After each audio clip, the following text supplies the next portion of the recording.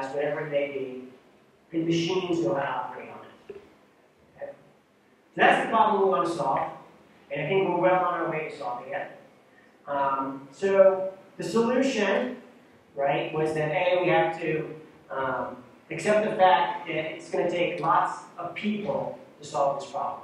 Right? We can't do it in a vacuum. We need lots of different domain experts from across various aspects of the industry. So we've got to build community. And then, we have to come up with some way to describe the data.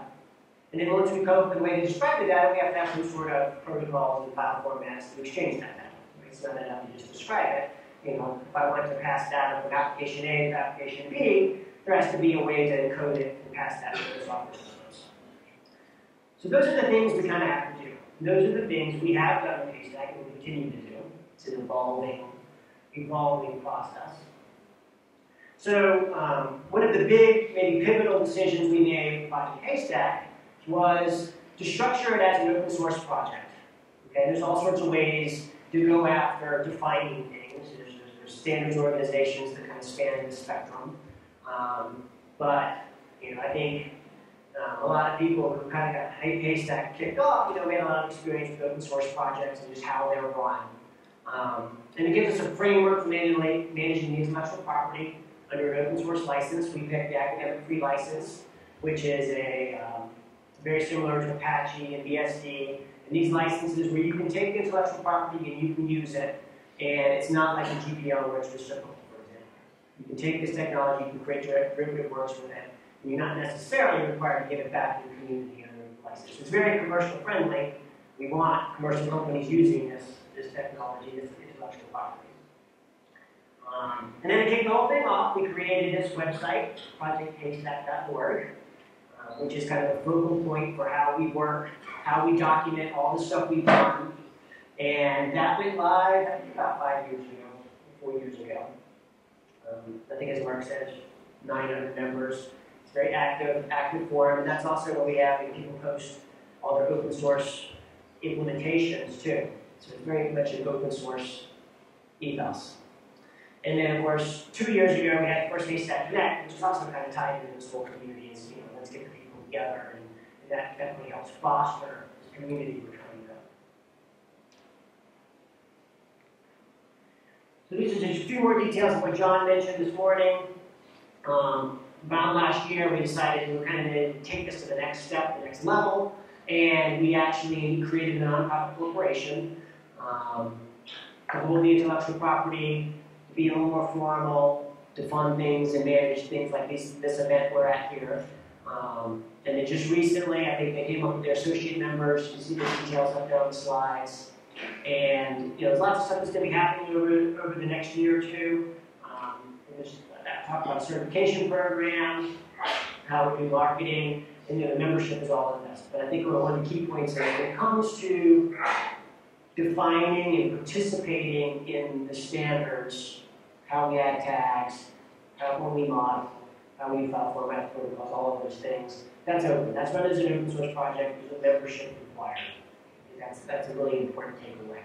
We want this to be a really open, all-inclusive process. So, what are the things we need to model? Okay, it starts, I think, with buildings or sites. We use the term site to describe a single building. There's all sorts of terms, campuses and things of that nature. But we need to model our buildings. And typically, what I've seen is, information about a building, its square footage, its street address. This already is necessarily in the building automation system. Most of the time, I've seen it, they come from an Excel spreadsheet or something. And then we have all our assets and systems and equipment, air handlers and VAVs and electric meters, pumps, and all sorts of stuff like that, which may be modeled in the BMS system, may not, it just depends. And then, of course, probably the core concept in any sort of IoT sensor network system is the points themselves. Sensors, commands, actuators, set points, soft points. We use the term SP as kind of a set point, soft point. Anything that's used in logic, but not necessarily driving an actuator or reading from a physical sensor. Weather obviously plays a very important part in how our buildings operate. And it was really important to talk about the relationship between all these equipment, which typically is never been captured very well before. You know, what VAVs are fed by what air handlers, what plants are feeding the chilled water to these air handlers. How does that tie into modeling the sub-meters of your electrical distribution system, right? So modeling the air distribution system, or the electrical distribution system, or whatever it may be, the hydronic system. All of these relationships prove very, very valuable in analytics, visualization, automation of control sequence. So we want to capture all of this. So it's not just about saying what this point measures, but also attaching it to a piece of equipment and understanding the relationships between those equipment and the overall systems. So that's the stuff we want to describe. Who's going to describe it? And I think this is really important because a lot of different people create and work with this data, okay? And there's no one person who's going to go and tag all of their points. So, you know, if we kind of take a simplistic perspective of the ecosystem, we have manufacturers of fixed function devices, okay? And they know they've got a set of points, and we know exactly what those points are. If I go by, you know, a fixed function VAV controller, I know what the points are. As a manufacturer, I should be able to tell you exactly what all those points mean whenever I decide to name them. Right? We're not quite there yet, but you know, hopefully that's in the near future. Because all of these fixed function devices have some haystack mapping that we can just go fetch and not make it work. Not quite there yet, but hopefully we're there soon, right? But building automation systems, I mean, every building automation system is kind of a one-off, right? There's no such thing as a standard building automation system. They're all built from scratch, especially when you get into central plants. Every central plant is unique. And these are put in by contractor systems integrators, right? So at some level, if I take a generic controller and I start wiring it up with sensors, the only person who's going to know what those sensors are is the contractor installing the system. So it's very important that systems integrators and contractors participate in this process. And that's the, you know, so I think that's happening more and more, but we're not quite there yet either. And then we have these people who are coming in and overlaying on top of the building automation system, the lighting system, the electric meter collection. Okay? These overlay systems, they tend to be done by value-added service providers.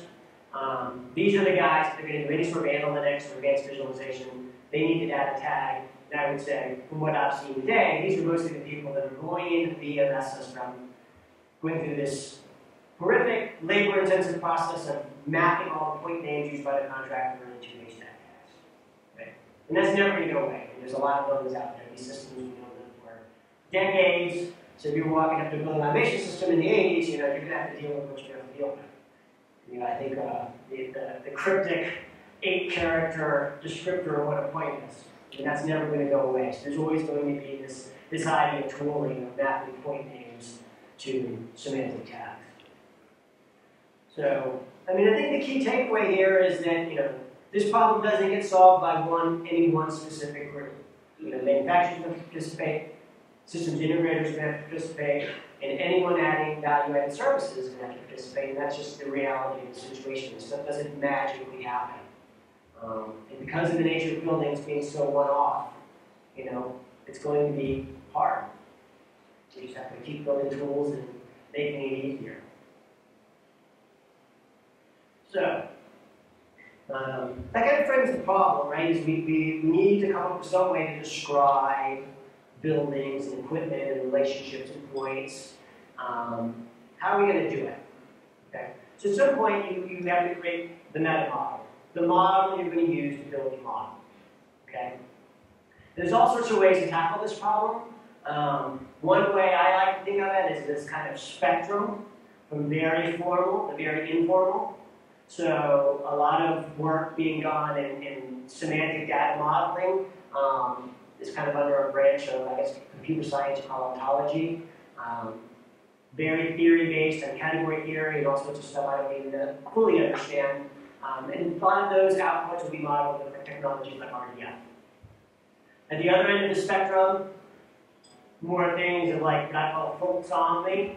It's like, you know, labeling in Gmail or tagging things in YouTube, this idea that you kind of let the community just create the model on the fly. And that, you know, I don't think it's a black and white, it's really a spectrum. And we really kind of sit somewhere in the middle there. We're trying to do some formal stuff.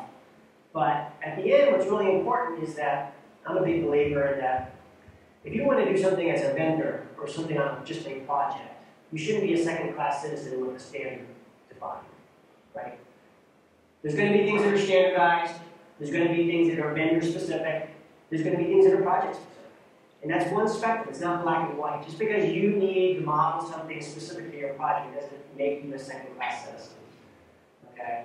And I think it's also important to understand that this problem is not the domain of data scientists. You know, we don't have the luxury of saying there's going to be a PhD data scientist in every building trying to formalize how that model is built, right? I mean, in the end, it's always going to be, you know, contractors and people whose job is to, you know, the mechanical systems engineers, but they're not data scientists, right? So we want something that is fairly approachable so that the community can do this.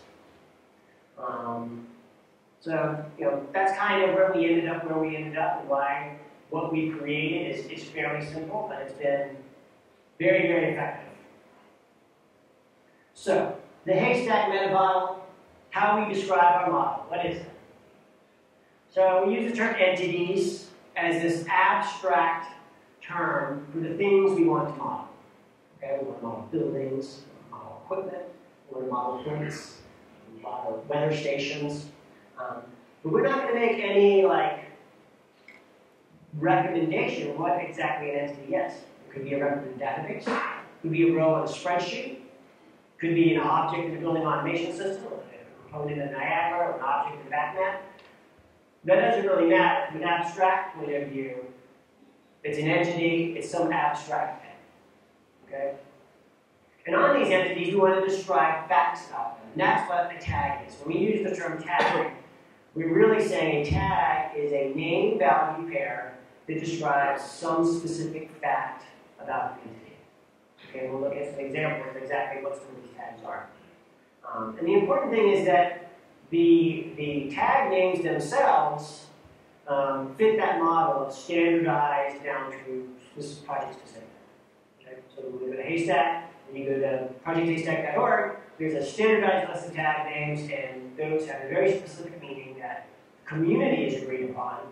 But if you need to model something in your building or your project or your system, it's okay to create your own tags. Ideally, if they look like they should be standardized, they get fed back to the community. There's no requirement for that. So in the end, when we say I want to model an entity, it's just a collection of tags. You know, computer science call it an associative array or a hash map. It's just a list of name-value pairs that collectively describe all the facts we've annotated about that entity. And it's a lot. I may start off describing 3 facts about this building, and over time I may add more facts over time. The system is growing as I want to annotate it. And that's really important in that, especially in the analytics space, we may start off with very few facts, very few tags, but as we get deeper and deeper into the modeling of the building and the systems, we can keep adding tags as we go along. So very fluid model. So there's one tag that's special. It's called the ID tag. That's how we, the notion of identity. The ID tag is no prescription other than it somehow identifies that entity within the system you're talking to. So maybe a MAC address, maybe a UUID, maybe some path in a control system. But so the ID tag is special, and that's how we kind of create these relationships, these cross references. So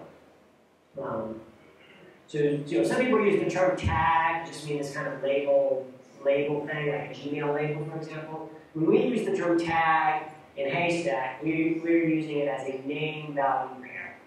Okay? So as a label, there's a special value called marker, and these are kind of the things where we say this is a site, this is a point, this is a temperature sensor. Okay? But we also have other values we can assign to tags depending on the fact we are trying to model. So we've got Boolean tags, which are pretty simple. We've got numbers, and the Haystack, the really key thing about Haystack is when we pass on numbers, there's a built-in formalized unit database that goes along with that. Okay? And this is really important, so we all agree that not only is this 75, but this is 75 degrees Fahrenheit. or this is kilopascals or percentage or whatever it is. There's a standardized unit database. Units get added as part of the standard on the form too, so that we can all agree on what a unit actually means. So that's really important. We have string values, which I mean, everything has strings.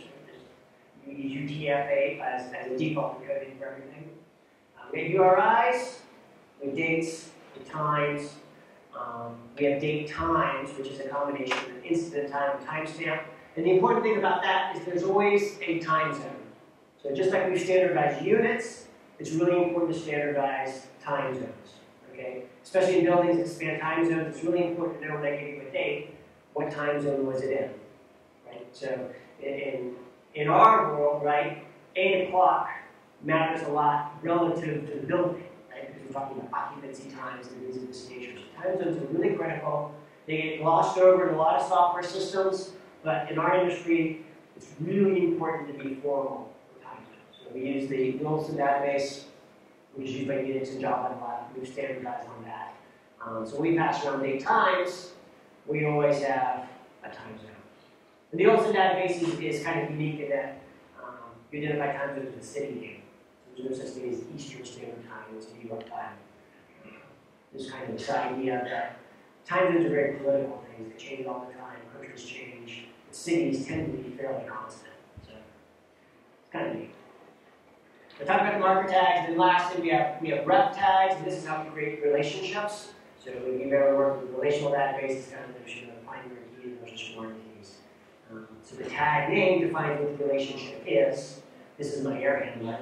And the value is the identifier of the entity that represents that area. Okay. And there's a few more like coordinates and bins and some stuff like that. But these are the key ones that are worth noting. Okay. So let's take an example. So we want to model a building. This is what a building looks like in Haystack. We describe that building as just a set of tags. And the most important tag is the ID tag. This is what gives it identity. What the ID value is, you shouldn't care. It's opaque.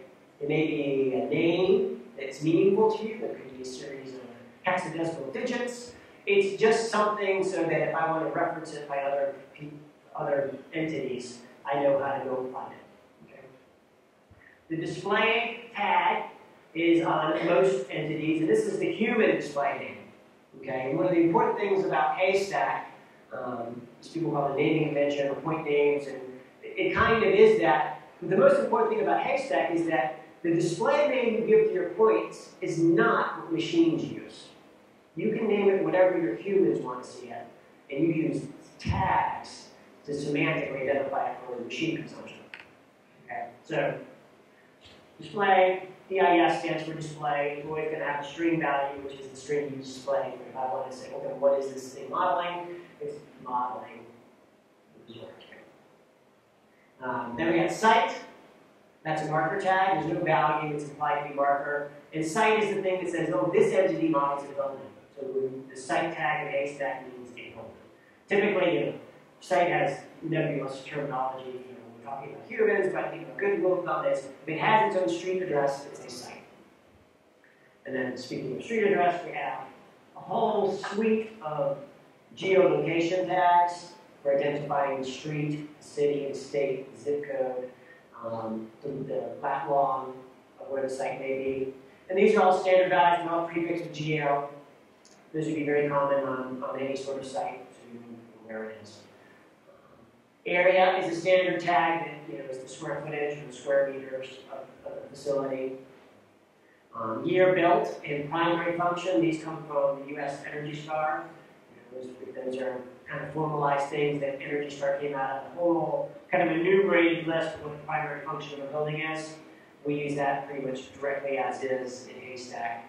And then we always want to associate a time zone so we know what time zone we should use when we're working with that building, looking at the occupied start time. We have some context and time zones. So that's a site. I mean, when you look at it, even if you've never seen Haystack before, hopefully you can look at those tags and you say, that's pretty simple, that makes sense. I would hope you can. If it looks like super complex, then we haven't really done our job well. What we're trying to do is come up with something very simple that hopefully everyone in this room could look at and say, yeah, that makes sense. And if you think about it, it's just, it's just a series of attributes or facts about this building. And I could add all sorts of new tags on this by just adding tags. Let's look at a piece of equipment.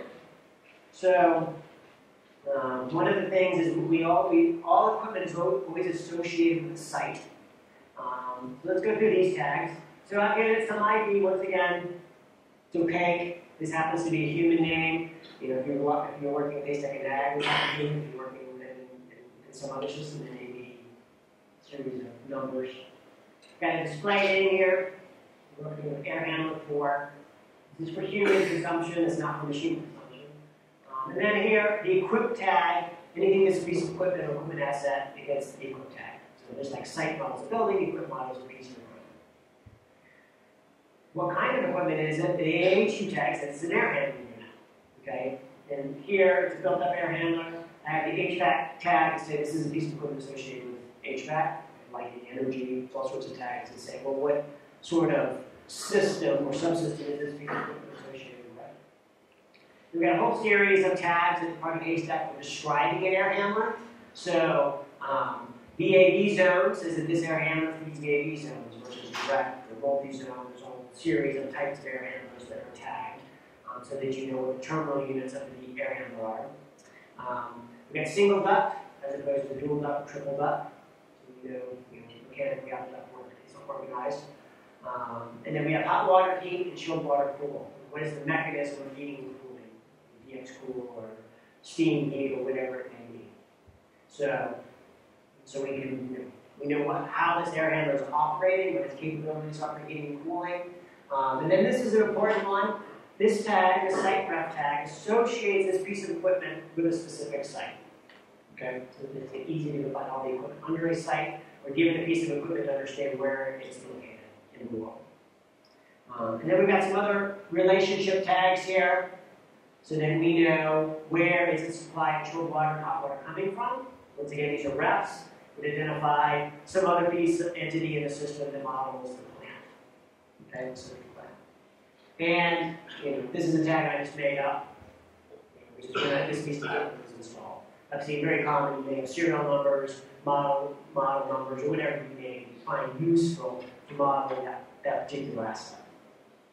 And it's installed, like I said, I just made up, and it's not any different than any of the standard tags. So from here up, these are all standardized in Project Haystack, whereas just mix in whatever tag you want for your project. So that's an equipment example. Pretty straightforward. Hopefully, once again, if you know air handlers, you can look at that and you say, that's pretty simple. I can read that and understand that. If you do that, then we're doing our job well.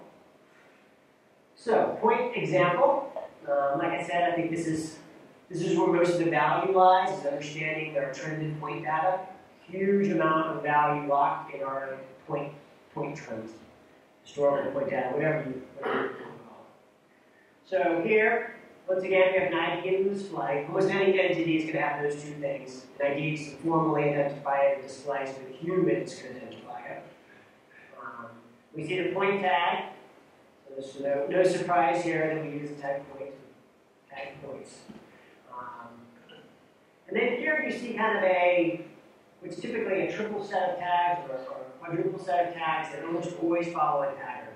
Discharge, air, temp, sensor. Okay? And what we're saying here is that we're measuring, so sensor, this is a sensor versus a set point or a fan, we're measuring air temperature, right? And specifically, where that sensor is located in this air handler is in the discharge section, right? The return section, the exhaust section, the mixed air section, the outside zone, okay? So you almost always see this pattern across all of the point definitions, which is, where exactly are you measuring this or controlling this? What are you measuring? Air, water, steam, gas, whatever it may be, electricity. And then what quantity are you measuring or controlling? Right? So here we're measuring temperature of the air. Okay? And this pattern has been really, really effective. We started off actually with a totally different design in the early days, and actually changed everything over to this model, but it makes it really flexible because you can do things like, go find me all the points associated with discharge air, or find me all the air points versus the chilled water points. Okay, so there's all sorts of ways to slice and dice these points in this data now when you have all these kind of fine-grained tags. So that describes what the point is measuring. How we're measuring it in units or degrees Fahrenheit. So every point tag, especially an analog tag, we want to have some sort of unit to measure it. The kind tag describes what kind of point this is. So there's Boolean points, which are digitals, numbers, which are analog, and then we have multi-state nums, which are actually passed around as strings. So those are the kind of three key point types. We can also see I've got time zones. We have historical data in this point is going to be trended relative to Denver. And then I've got my site rep and my equipment rep. So a point, so a piece of equipment is always associated with a specific site. A point is always associated with equipment. It's associated with a piece of equipment and a site. It's a little bit denormalized because obviously I can infer my site from the equipment, but we actually flatten it just for it's really useful for a million different reasons. So that's a point. That'd be a very basic point. Once again, hopefully pretty simple. The point's the entity. I'm describing it with a series of attributes here, tags. Each one of these is describing what fact about that point, and what its role in the overall system is. Pretty simple, right?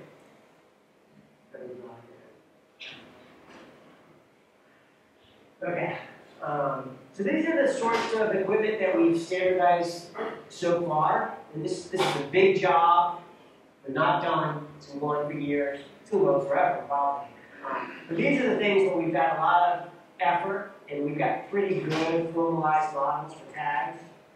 And typically when we go off and we do a piece of equipment, it's two things. It's to say, okay, what are the tags that describe the equipment? For the air handler, what is its heating capability, what is the kind of air handler it is, and then the point that would be under that air handler. Right? All the different combinations and the things that you expect to see in an air handler. And then the VAD, we do the same thing. VAD equipment level tags, and then the VAD points. Okay? So we look at this, we have energy meters. Obviously, energy is a key aspect that drives a lot of this, especially cost reductions, electric meters, and flow meters, and thermal meters, and all sorts of stuff like that. We have VFDs, fans and pumps. This was kind of took a while to figure this out. And the issue is that a VFD is a piece of equipment in its own right. A lot of them have essentially sub-metering and maybe 100 points in their own right, but then they sit inside a larger piece of equipment, which is the VFD fan inside the air handler. So that's all fairly well flushed out, standardized. Air handlers, one of the earliest things we standardized, and that includes built-up package units for costs. VAVs, terminal units, they've been there. We actually, just this past week, even flushed them out in much more detail. Chiller plants, pretty flushed out. The problem with any sort of central plant is they're so different. You're never going to come up with a model that describes every central plant 100%. But we've got a pretty good staff. We don't have boiler plants locally. That's one of the things we'll be talking about this week. Electrical panels, I think we had some better digital electrical panels. So those are fairly flushed out. A little bit of lighting, but not a lot. And then there's a whole section on the network topology of devices and networks and different buses and how they all integrate. So you might be the person to generate a Bayesian diagram from that data model. So it's a lot there, but there's still a lot left to do. So that's, how we model stuff. Okay? And that's where Project Haystack started off. I think the first few years, that's all we were doing is just trying to describe different pieces of equipment and points and tags. Of course, the next challenge is, well, I don't know how to describe stuff. How do I move that description around? How do we move Haystack tag data around over the network between systems? Okay, for instance, how do I get Haystack data out of the building automation system into some sort of visualization overlay system? Okay, so we need to do a little bit more, and this gets into the data exchange, and we've got a whole set of different formats that we've standardized. I'm going to talk about each of these. So there's zinc, which is this recursive acronym. Zinc is not CSV, but it's a lot like CSV. It's basically, things started off as like, the world uses CSV, and it's a super simple format, and you can look at it in Excel, and it's just a very useful format. So we wanted to do CSV, and we do CSV. But we wanted a little bit more. We wanted to know that a particular cell was a marker or a string or a number versus just this open-ended thing. That's what Zinc is, essentially. It's type CSV. It's probably the format that's used most today. And then we also have JSON, which is JavaScript. That kind of had a format. Actually, there's a proposal right now that's pretty much adopted to formalize that even more. So that JSON and Zinc will be kind of equal in terms of 100% full fidelity in the Haystack type system. So let's look at how these encodings work. So you start off with entities, which are just descriptions of tags. Okay, but most of the time when we're working with entities, we're working with more than one. We're working with a list of entities. Okay. So what we want to do is we want to take a list of entities and turn it into some data structure that's easy to pass around and consume. And once again, I go back to kind of our philosophy, which really kind of worked with the relational model or the CSV model and really treat everything as simple tabular data. Tabular data is great for lots of reasons. It's easy to put in relational databases, is what you get out of relational databases. So you can kind of take advantage of a lot of the stuff that's been done with relational technology. More importantly, it maps easily to CSV in Excel. And, it's amazing how much, we like to think our BMS systems are these super great things, and we can't get a point data out of them if we're lucky. But a tremendous amount of this data that we work with is actually in Excel or relational databases, and that's why tabular data is definitely going to focus. So we're going to take these sorts of entities, these tags, and map them into a table. We would end up with something like this, right? Is that I would create a column for every tag, and in this case, all two of these entities have the three tags ID, display, and site. Okay? One of them has area, one of them doesn't, one of them has a photo, one of them doesn't. So they just become columns, but they have sparse cells. So this idea of taking tag entities and mapping them into a tabular data structure, which we call a grid, is fundamental to how all of the data formats work today. That's not to say there may be future data formats that are not grid-based, but this has been a very tried and true mechanism that we've been using for about 5 years. So this is conceptually how we take entities and map them to grids. Then we have specific encodings for how grids map using CSV and JSON. So let's look at Zinc. This is what a Zinc 5 would look like that would be passed over the network. It's mostly like CSV. One of the differences is it's got a set of tags that describe the grid itself. And it's got its columns, which are just comma-separated variables. And then the values. And there's a very formal definition for how you would parse each of these cells. So I would parse that as a ref, and I parse that as a string, and that's a marker, and that's a number. Okay. So it's formalized as part of the specification. And we'll talk about the C++ haystack, or the Java haystack, or the Dart haystack, with all these implementations.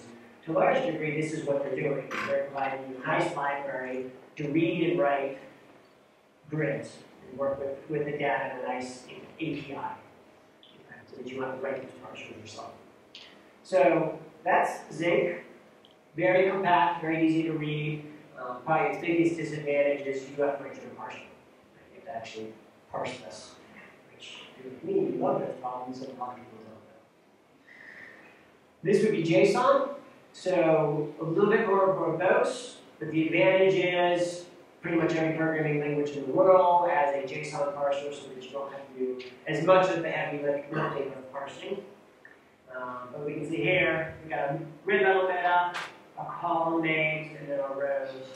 And it's a little more verbose the way JSON works because we have to actually use a set of name value pairs. But still pretty readable, easy to debug. Everything you're going to see we've done in Haystack is textual. If you've ever worked with low-level protocols like Modbus and back-end stuff, they're just much more difficult to debug. They're designed to work on these low-level, slow networks. The trade-off is that we're difficult, but pretty much everything we're doing in Haystack is at the higher levels, and so we've chosen text-based protocols that are easy to debug. So this is JSON. This is the new JSON, actually. It was in older format, but I think we decided that these little things here type each cell. Because JSON doesn't have the idea of what a date is or a time is. We need to encode those to strings. So this is the JSON, and lastly CSV. So CSV is just an easy way to get Haystack data into something like Excel or a relational database. It's not going to be full fidelity. You know, there's nothing that says this was a string versus something else or a number. But that's what it would look like. Okay. The CSV obviously used a lot to work with the data in Excel. Okay, so those are the formats. And then lastly, okay, so we've got our data model, we know how to describe things. We have some file formats, so then we know how to encode this information and pass it around.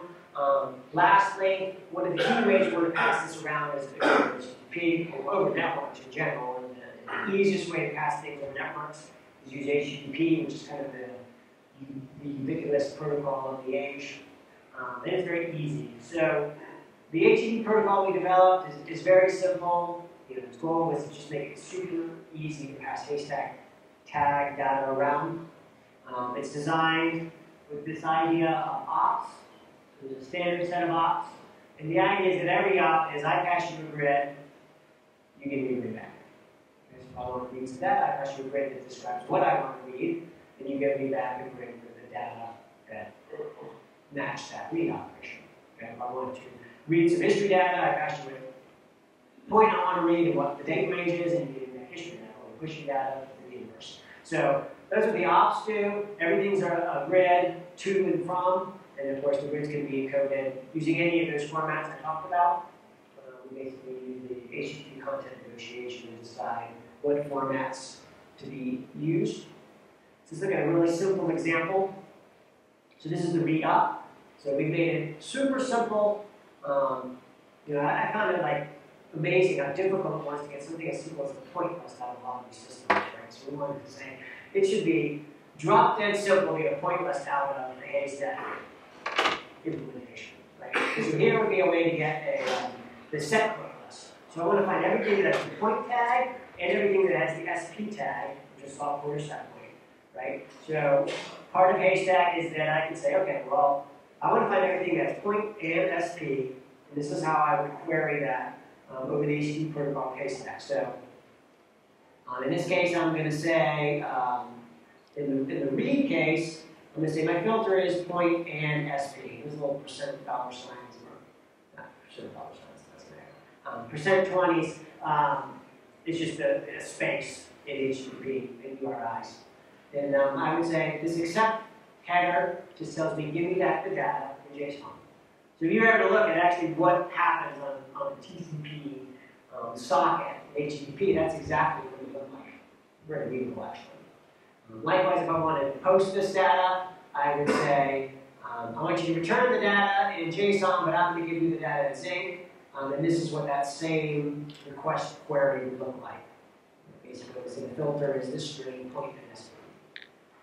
In a Haystack implementation, what would happen is it would take that filter and go against whatever its entity database is, find all the things that match those tags, everything that has the point tag and the SP tag, and it would give you back a grid with all of those points.